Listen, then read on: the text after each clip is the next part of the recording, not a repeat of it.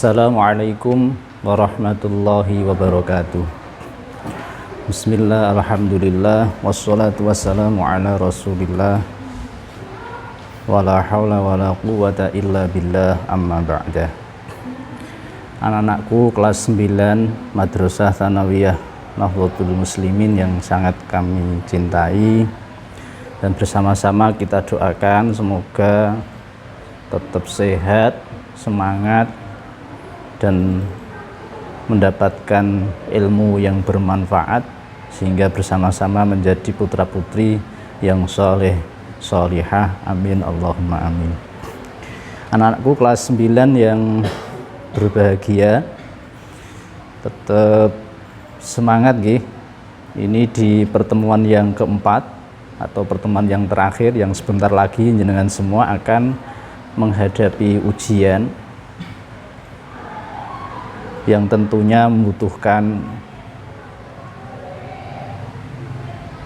kesehatan yang baik, konsentrasi yang baik, sehingga apa yang kita pelajari selama 3 tahun benar-benar menjadi ilmu yang ada di dada, bukan sekedar ilmu yang masih berada di tulisan atau dalam buku. Baik, pada pertemuan keempat ini mari kita lanjutkan pembahasan kita di pertemuan-pertemuan yang sebelumnya. Yang kemarin kita sudah membahas tentang hamzah wasol. Sekarang kita akan bahas beberapa, di sini temanya huruf dan harokat nggih. Dibuka halaman 33. Sampun siap? Sebelum kita mulai, mari bersama-sama kita baca surat Al-Fatihah, tawassul dengan Rasul Muhammad sallallahu alaihi wasallam, para sahabat, para guru-guru Quran.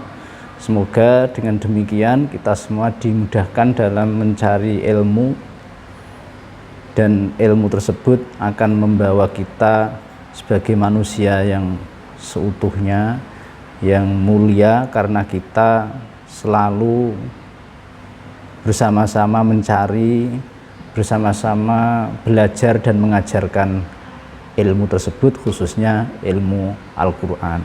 Karena sesuai dengan sabda Rasul, khairukum, sebaik-baik kalian, man ta'allama, adalah orang yang belajar Al-Quran wa 'allamah, dan mengajarkannya. Sebaik-baik di antara kalian adalah orang yang belajar Quran dan mengajarkannya.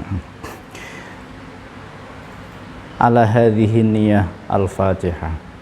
A'udzu billahi minasyaitonir rajim. Bismillahirrahmanirrahim. Alhamdulillahi rabbil alamin. Arrahmanir rahim. Maliki yaumiddin. Iyyaka na'budu wa iyyaka nasta'in. Ihdinas siratal mustaqim. Siratal ladzina an'amta 'alaihim ghairil maghdubi 'alaihim waladdallin. Rabbi ighfirli wa liwalidayya wa lil mu'minina amin. Bismillahirrahmanirrahim. Sampun dibuka, dilihat nggih, huruf dan harokat untuk judulnya. Semestinya huruf dan harokat dibaca menurut tulisannya, tetapi ada beberapa yang tidak sesuai, yang akan kami terangkan di bawah ini. Jadi kalau misalkan kita huruf shad berharokat fa, berharokat fathah, itu harus dibaca so. Itu sesuai dengan huruf dan harokat tersebut. Huruf mim diberi harokat fathah, maka membacanya ma.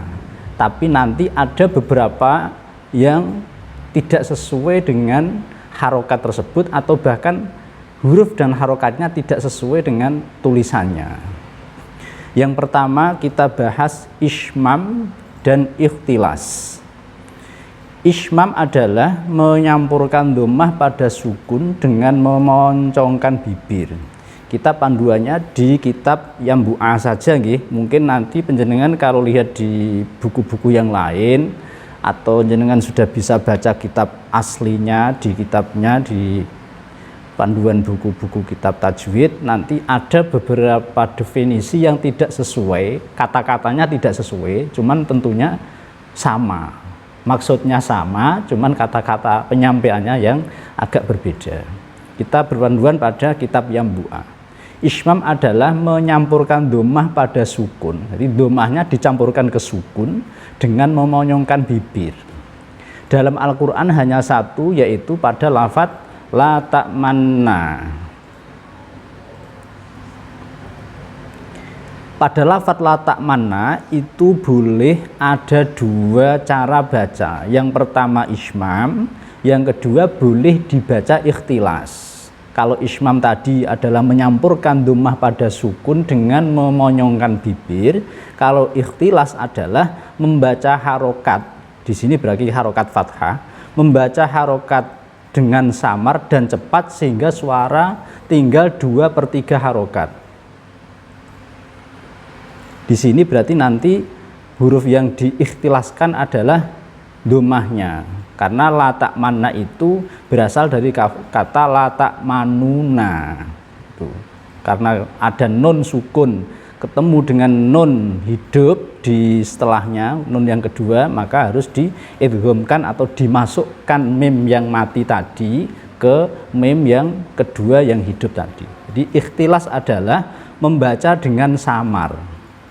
Nek cara Jawane nggih kaya blitui, kaya ngapusi, membaca harokat dengan samar dan cepat sehingga suaranya tinggal 2/3 harokat.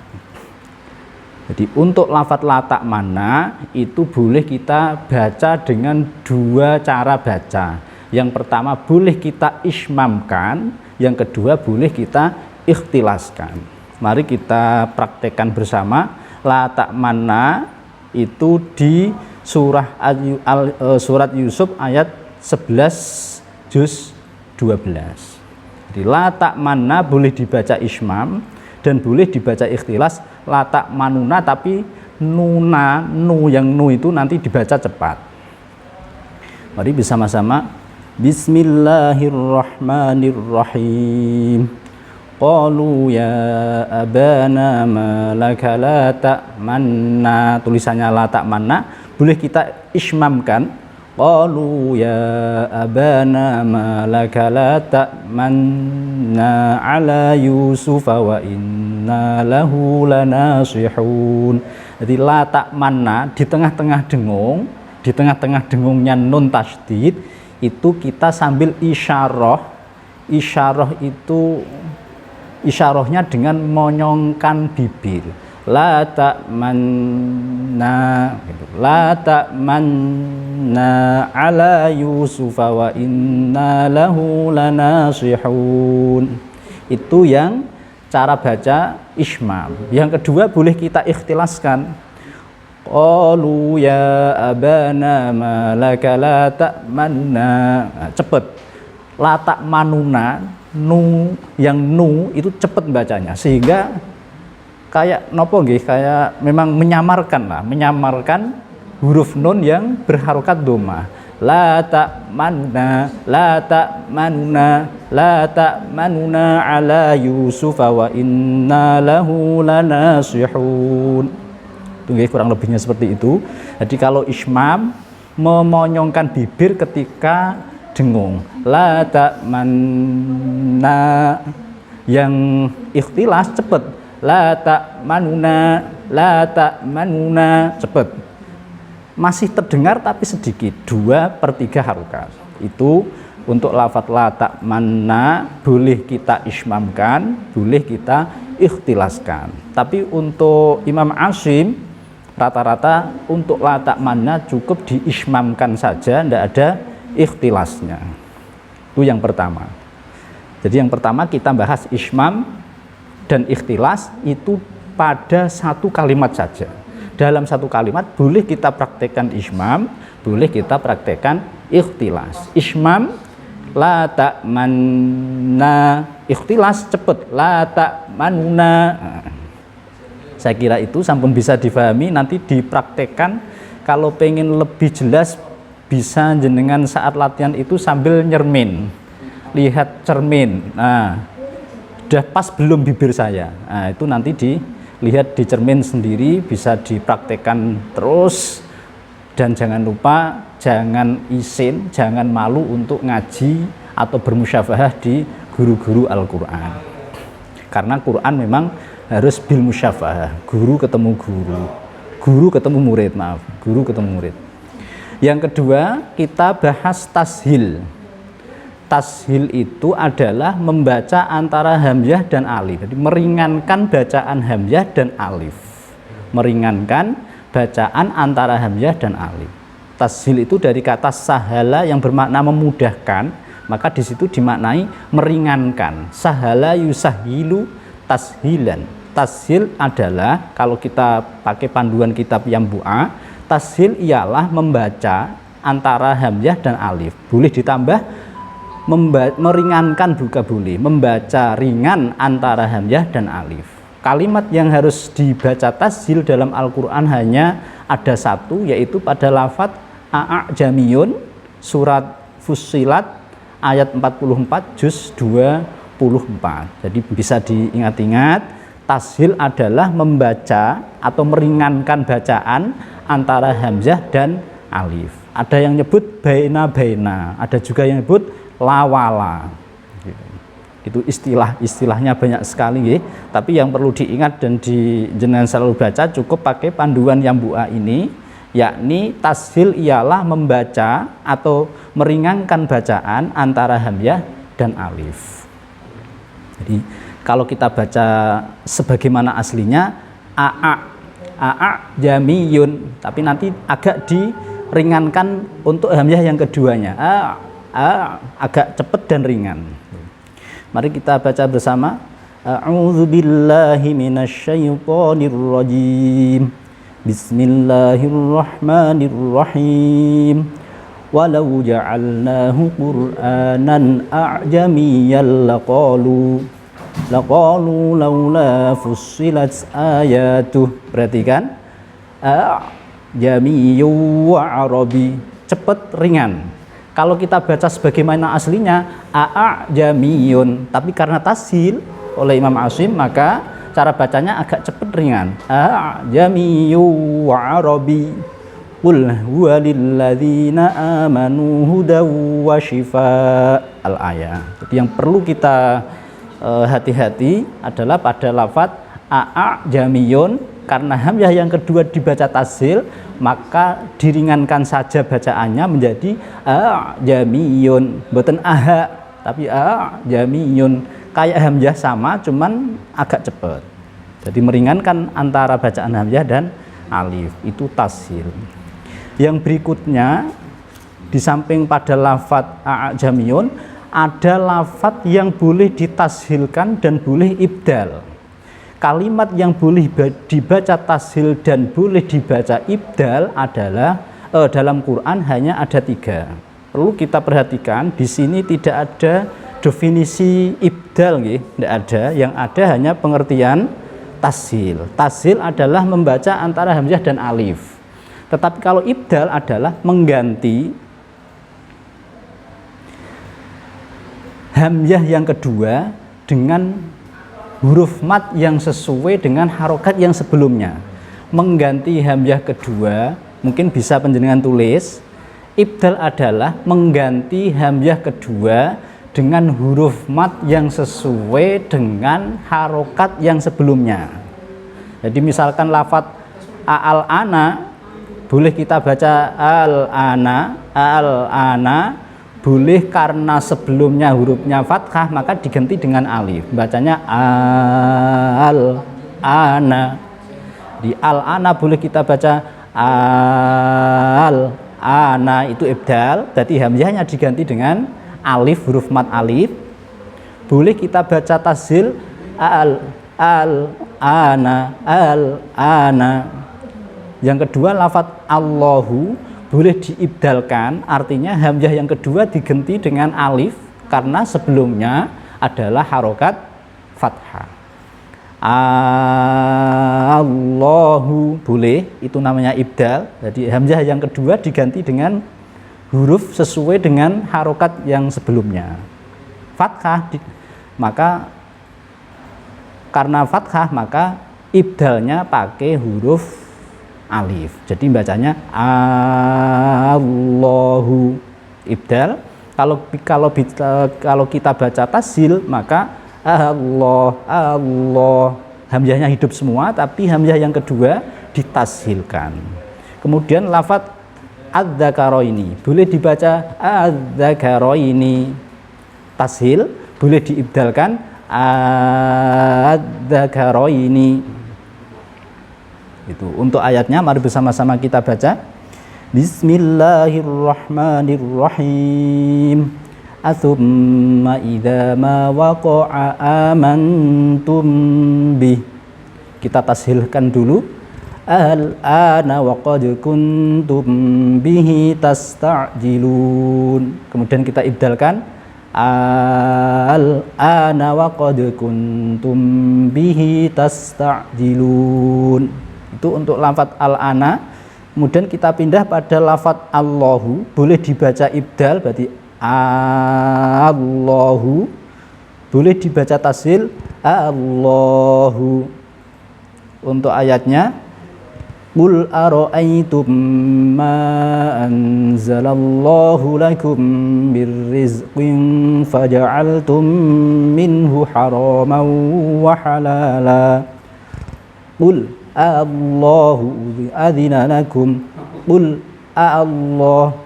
Allahu adzina lakum. Itu kalau kita baca tashil. Kalau kita baca ibdal, qul Allahu adzina lakum am 'alallahi taftarun. Yang terakhir lafadz adz-dzakara ini juga sama.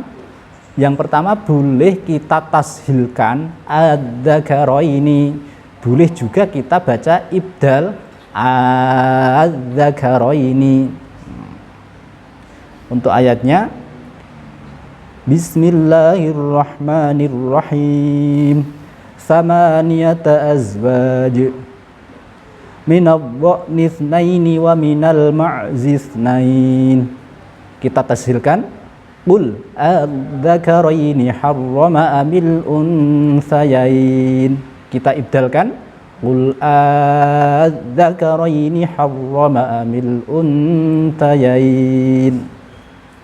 Itu ada tashil tadi yang wajib hanya tashil satu, yakni pada lafadz a'jamiyun yang boleh kita baca dengan dua bacaan, boleh tashil boleh ibdal adalah al-ana Allahu adz-dzakaraini.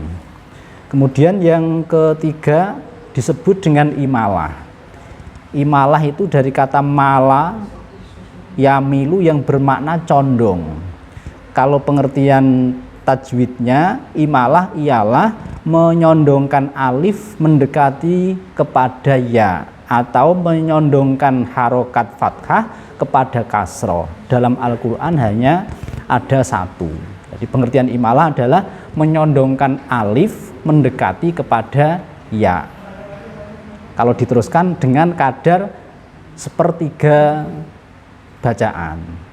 Karena nanti di level bawahnya imalah ada namanya taklil. Tapi ini tidak disampaikan di sini. Cukup kita baca imalah. Jadi, imalah di Al-Quran menurut Imam Asim cuma terdapat pada lafadz majroha. Majroha, roknya harus dibaca imalah, terdapat di surat Hud ayat 41 juz 12. Di majroha dibaca majreha, majreha. Jadi agak mulutnya agak miring juga. Majroha dibaca majreha.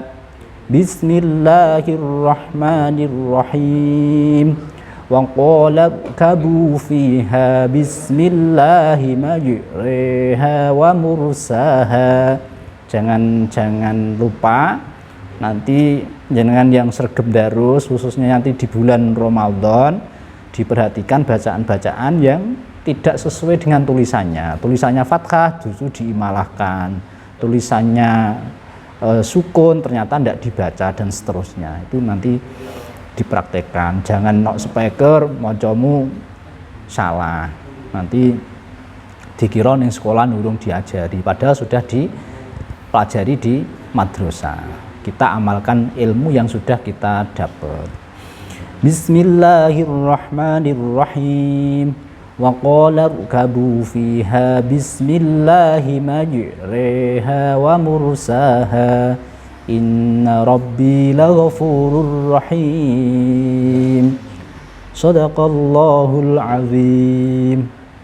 Demikian pertemuan kita di kesempatan ini, di pertemuan keempat semester genap nggih. Saya kira bisa difahami dan saya husnudzon panjenengan paham semua. Untuk tugas, karena kita memang harus punya tugas nggih. Di dunia ini memang kita punya tugas yang lumayan. Nah, jenengan masih di bangku sekolah nggih, mestinya harus ada tugas, dan tugas itu harus diselesaikan. Pertanda bahwa jenengan benar-benar orang yang bertanggung jawab. Jadilah anak, jadilah manusia yang bertanggung jawab. Berani berbuat, harus berani bertanggung jawab. Kalau ingin mendapatkan ilmu harus ada latihan, harus belajar, harus membaca, harus menghafal, pun pula harus ada ujiannya, ada latihannya dan seterusnya untuk menambah ingatan kita agar bisa menjadi ilman nafi'an fid dharain. Amin Allahumma amin. Baik, untuk tugas panjenengan sudah saya tuliskan. Yang pertama, menyampurkan dhammah pada sukun dengan memonyongkan bibir adalah A. Ikhtilas, B. Tashil, C. Ishmam, D. Imalah. Untuk pertanyaan yang kedua, berikut adalah lafadz yang terdapat bacaan ismam. A. La ta'manna, B. A'jamiyun, C. Majriha, D. Adz-dzakaraini. Nomor 3, membaca antara hamzah dan alif disebut dengan A. Ismam, B. Ikhtilas, C. Imalah, D. Tashil. Yang keempat, berikut adalah lafadz yang terdapat bacaan imalah. A. La ta'manna, B. Majriha, C. A'jamiyun, dan D. lafadz Allahu. Kemudian pertanyaan yang kelima, berikut adalah kalimat yang terdapat bacaan tashil. A. A'jamiyun, B. La ta'manna, C. Majriha, dan D. lafadz Adz-dzakaraini. Demikian, saya husnudzon panjenengan pastilah aktif sehingga bersama-sama kita mensukseskan kegiatan belajar mengajar walaupun masih jarak jauh. Kita bersama-sama berdoa semoga kondisi secepat mungkin bisa normal sehingga kita bisa ketemu, sehingga ilmu yang kita sampaikan lebih mengena. Demikian, kurang lebihnya dimaafkan dan semoga bermanfaat. Assalamualaikum warahmatullahi wabarakatuh.